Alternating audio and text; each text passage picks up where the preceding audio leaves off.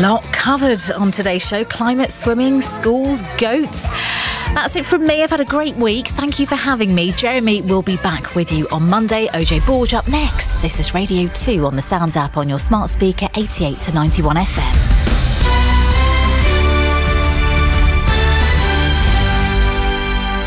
BBC News at 2 o'clock. This is Mike Powell. A woman who murdered her friend and then dumped her headless body in woods in Devon has been sentenced to at least 34 years in prison. Gemma Mitchell, who's 38, attacked 67-year-old Mi Kuan Chong at her home in London last year. The judge at the Old Bailey said Mitchell had shown no remorse. The hearing was broadcast live in a first for a murder sentence in England and Wales.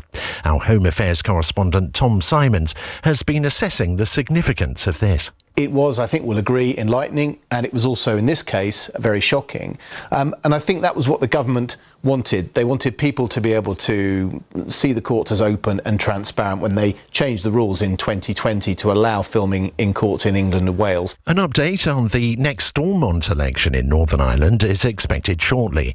The previous poll in May led to months of political deadlock, with the DUP refusing to work with the party that won the most seats, Sinn Féin, to restore a devolved administration.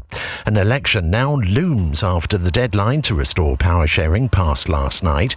Lindsay Bleakley is a cake maker in Northern Ireland. She says the lack of a government at Stormont is holding up cost of living support for households. So while as a business we're being impacted by the increasing prices, our customers are being affected too. So they have less disposable income, they've less money to spend on luxury treats such as ours.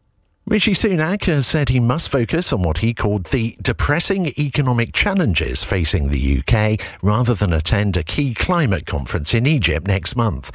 Opposition parties have criticised his decision not to attend COP27. The Prime Minister insists he's still personally committed to tackling the climate crisis.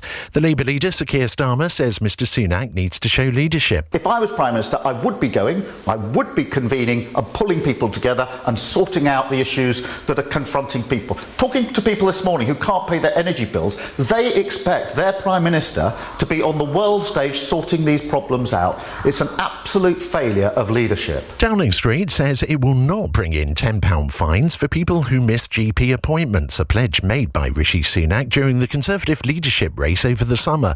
The government said it had concluded now was not the time to introduce the policy after listening to doctors and health leaders. Official figures show the number of COVID cases in the UK has remained steady, but health experts have warned rising flu infections could put more pressure on the NHS this winter.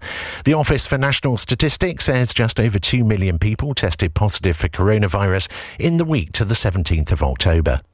There are reports that Elon Musk plans to take on the role of chief executive at Twitter after he completed a £38 billion takeover of the social network.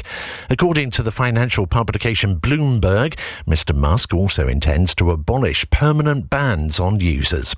BBC News, it's 3 minutes past 2. OJ Borge. BBC.